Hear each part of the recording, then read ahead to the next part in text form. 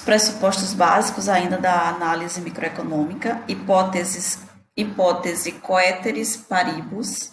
O que significa isso? Para analisar um mercado específico, a microeconomia se vale da hipótese de que tudo mais permanece constante. Em latim, essa expressão é latina, o foco de estudo é dirigido apenas àquele mercado, analisando-se o papel que a oferta e a demanda nele exercem, supondo que outras variáveis interfiram muito pouco, ou que não interfiram em nada. A parte aqui da imagem diz que já separei o arquivo que está com o vírus. E agora, o que eu faço? Então, essa hipótese coeteris paribus, que fala muito sobre a questão do mercado, utilizaremos essa expressão com frequência, em termos de microeconomia, e significa tudo mais permanece constante, como um fenômeno econômico é normalmente influenciado por vários fatores ao mesmo tempo. Essa premissa é importante, pois permite analisar certo fenômeno atribuindo um foco específico ao seu elemento causador. Na análise microeconômica, ou também conhecida como teoria dos preços, que é uma parte da ciência econômica, preocupa-se em explicar como se determina o preço dos bens e serviços, como nós já vimos, bem como os fatores de produção, que nós vimos na última aula. O instrumental microeconômico também procura responder às questões aparentemente triviais, como, por exemplo, por que quando o preço de um bem se eleva, a quantidade da demanda desse bem deve cair?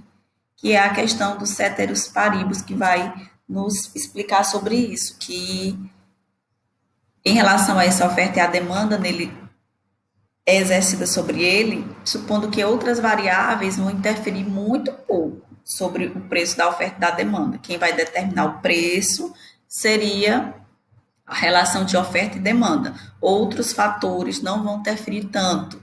Como eu falei no último exemplo, o que interfere no preço na análise contábil? Os custos para a produção, tanto de maquinário, quanto de matéria-prima, quanto de funcionários, pagamento de funcionários. Então, toda essa análise é feita para atribuir o preço ao produto no mercado.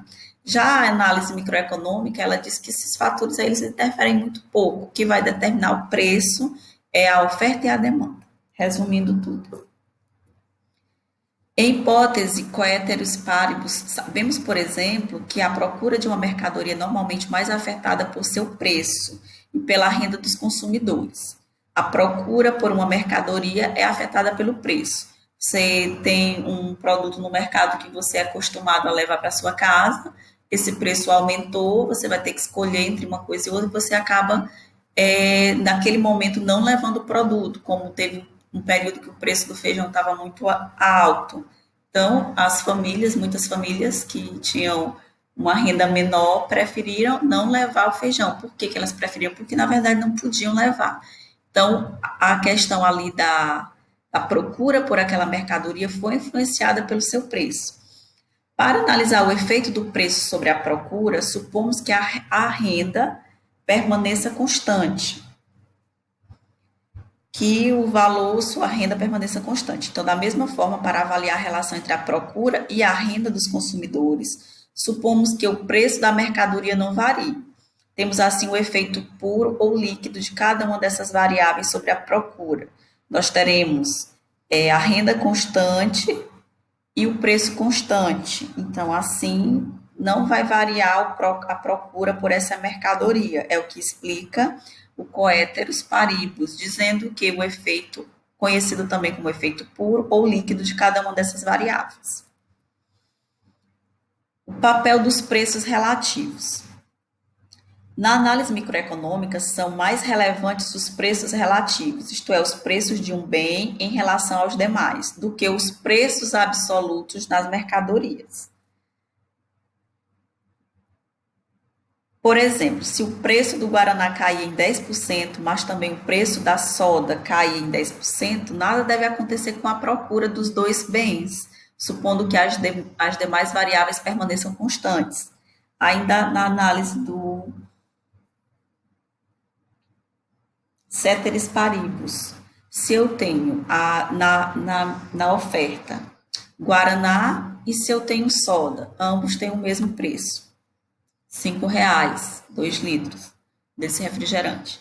E aí caiu 10% o preço do Guaraná e caiu 10% o preço da soda. Então isso aí não vai interferir em nada, porque a procura dos dois bens, o preço estava um e caiu da mesma forma. Então isso não vai interferir nada na procura por esses produtos. Agora, tudo mais permanecendo constante, se cair apenas o preço do Guaraná, permanecendo inalterado o preço da soda, deve-se esperar um aumento na quantidade procurada de Guaraná e uma queda no da de soda, embora não tenha havido alteração no preço absoluto da soda. Seu preço relativamente aumentou quando comparado com o do Guaraná. Então, por outro lado, se o preço do Guaraná baixou e o preço da soda continuou o mesmo, o que vai acontecer? Vai acontecer uma procura maior pelo Guaraná. Então, tudo permanecendo constante, a procura pelo Guaraná vai aumentar e a procura pela soda vai diminuir. Com relação aos objetivos da empresa, isso aqui é o papel dos preços sendo relativo, com relação aos objetivos da empresa. A grande questão da microeconomia, que inclusive é a origem das diferentes correntes de abordagem, reside na hipótese adotada quanto aos objetivos da empresa produtora de bens e serviços. Qual o objetivo da empresa? Enriquecer, vender, ter lucro. O objetivo da empresa é esse. Então, na análise de tudo isso, nós vamos ter a análise tradicional, supondo o princípio da racionalidade, segundo o qual o empresário sempre busca a maximização do lucro total.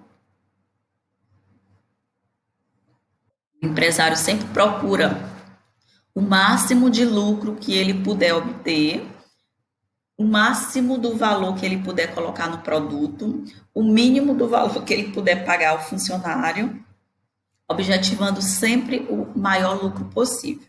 Otimizando a utilização dos recursos que dispõe, vai usar os recursos da melhor forma possível para economizar com pessoal, com energia, com maquinário.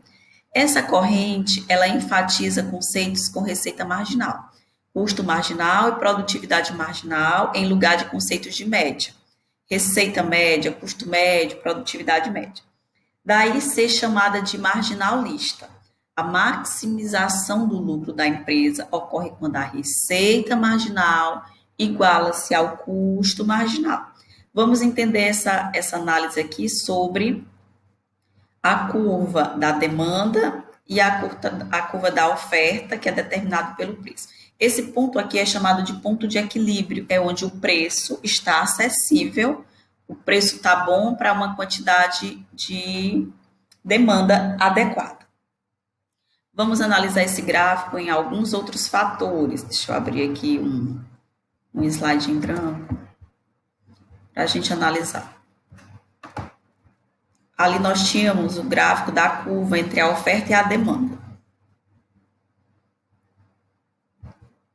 Vamos aqui ao nosso plano cartesiano, o eixo horizontal, o eixo vertical. Aqui nós vamos ter o momento zero, nada acontece.